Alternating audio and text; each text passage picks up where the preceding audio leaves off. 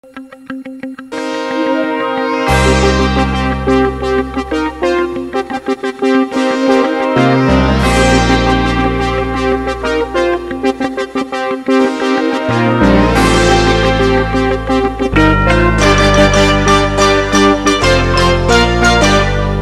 promised to drop a bombshell in his first State of the Nation address, and he did just that.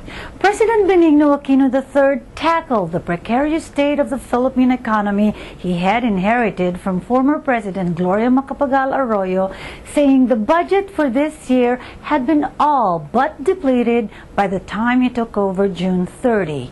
Aquino said that as days go by, the massive scope of the problems he has inherited becomes much clearer. "I can almost feel the weight of my responsibilities," he said. Now a Congress representative for Pampanga, Arroyo was in Hong Kong during the State of the Nation address.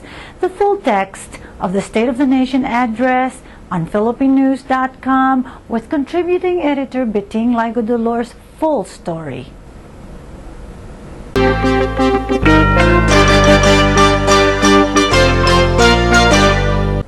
Filipinos hired by American contractors to work in military installations in Iraq may have to return to the Philippines soon after the United States government ordered all its military contractors to send home all foreign workers coming from countries that have imposed a deployment ban to Iraq.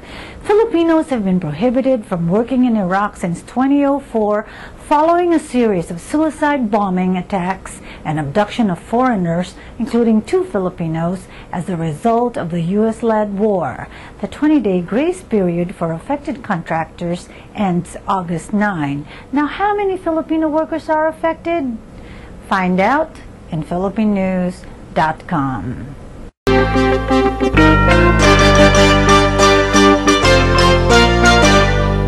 Ambassador Willie Gaa congratulated Filipino-American Gloria Dino Steele, who was sworn in as the new mission director for USAID Philippines in a ceremony July 20 at the U.S. Agency for International Development's D.C. headquarters.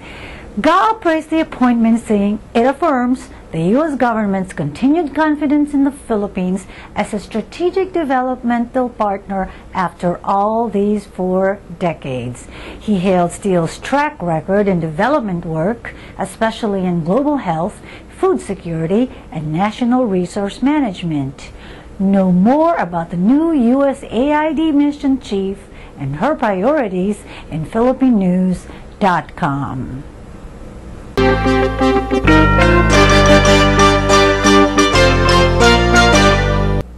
Oakland residents and business owners' fear of unabated violence since the July 13 layoff of 80 police officers heightened with the early morning killing of a hospital worker there. Police have no suspects in the killing of a retired U.S. Navy veteran who was shot dead on his way home in this city east of San Francisco. Authorities say Cristo Rey Mariano, who was 53 years old, was returning to his residence on East 15th Street before 2 a.m. July 23 when a shot rang out, calling a neighbor's attention.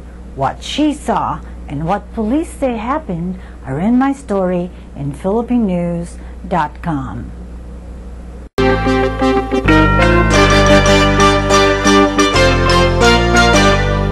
The University of Santo Tomas prides itself on being the Royal and Pontifical University. It heralds the fact that it was founded ahead of Harvard University and remains the largest Catholic university on one campus. UST Rector Reverend Rolando de la Rosa said at the reunion of UST alumni nurses that they have more to be proud about, especially this year. Filipino-American doctors who earned their medical degrees there are giving $1 million for an alumni center on campus. Plus, the University of Santo Tomas Singers took the Choir of the World Grand Prize July 10 in Wales. Perfect 400th anniversary gifts, aren't they? And my story in PhilippineNews.com has the details.